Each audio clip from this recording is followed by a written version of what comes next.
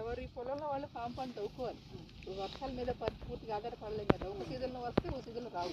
మరి ఫోన్ చేస్తుంటారు, వీడియో తీసుకున్నామని ఫోన్ అవుతారు.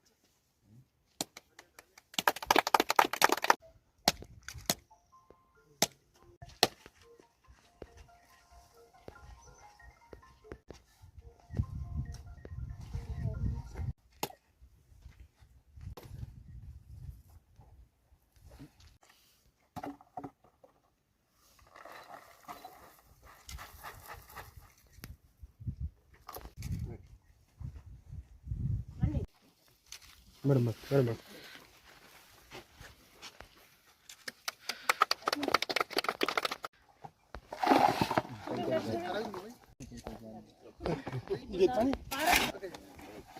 మేడం మేడం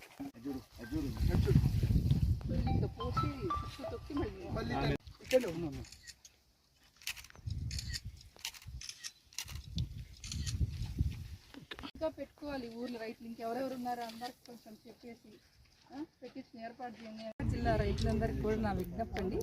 ముఖ్యంగా అందరూ హ్యాబిట్ పీరియడ్గా అందరూ కూడా వరి వేస్తున్నారు. ఎక్కువగా అందరూ వరి వేయటం వల్ల ప్రయోజనం ఉండదండి. ఎందుకంటే మనకి 4 నెలల వరకు వచ్చే 4 నెలల వరకు కష్టపడితే వచ్చే ఆదాయం వరిలో మనకు తక్కువ.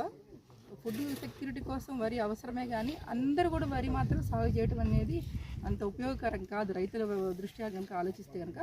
అందుకని రైతులు కొద్దిగా వరి వేసుకొని మిగతా పొలాలన్నింటినీ కూడా వాళ్ళు క్రాప్ అనేది చేంజ్ చేయాలండి. అంటే ఏం లేదు, ఇంకొకటి హార్టికల్చర్ పోవచ్చు, వెజిటబుల్స్ చేసుకోవచ్చు, అదే రకంగా ఫ్రూట్ బేరింగ్ ట్రీస్ పెంచుకోవచ్చు, ఆయిల్ పామ్ కూడా పెంచుకోవచ్చు. ముఖ్యంగా గవర్నమెంట్ ఆయిల్ పామ్ని బాగా ప్రమోట్ చేస్తుందండి.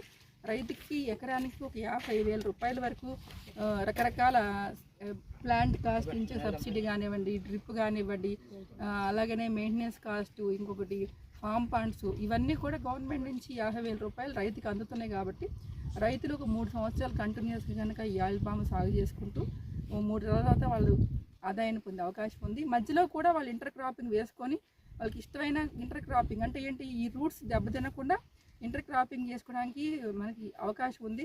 కొంతమంది అరటి పెట్టుకుంటారు, కొంతమందినేమో మినుములు, లేకపోతే పెసర్లు, లేకపోతే మొక్కలు, రకరకాల కూరగాయలు, వాళ్ళకి ఏది అనుకూలంగా ఉంటుంది, ఆ సాయిల్ దేనికి కనుక అవకాశంగా ఉంటుంది అనుకుంటే ఆ రకాల పంటలు సాగు చేసుకుంటూ కూడా వాళ్ళ ఆదాయాన్ని పొందొచ్చు. తర్వాత 3 సంవత్సరాల తర్వాత రకరకాల అరికా నట్ కానివ్వండి, ఇంకేం పెడతారమ్మా, కోకో కానివ్వండి, రకరకాల పంటలతో ఆదాయం సంవత్సరం మొత్తం కూడా పొందొచ్చు. అంటే ఏంటి, మనకి ఈ ఆయిల్ పామ్ అనేది కంటిన్యూస్గా అదంటే సంవత్సరానికి అయితే మినిమం 1,00,000 రూపాయలు అయితే ఆదాయం వస్తుంది. సంవత్సరానికి 1,00,000 రూపాయలు పైనే వస్తుంది.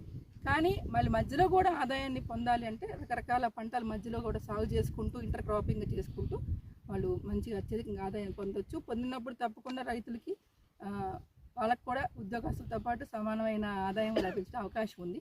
ఇప్పుడు దయచేసి రైతులందరూ కూడా ఈ క్రాప్ చేంజ్ అనేది అధికంగా చేసుకోవాల్సి ఉంటుంది. క్రాప్ డైవర్సిఫికేషన్ అంటారు. ఈ క్రాప్ డైవర్సిఫికేషన్ అనేది చేస్తే కనుక రైతులకి ఎక్కువ ఆదాయం పొందుతారు.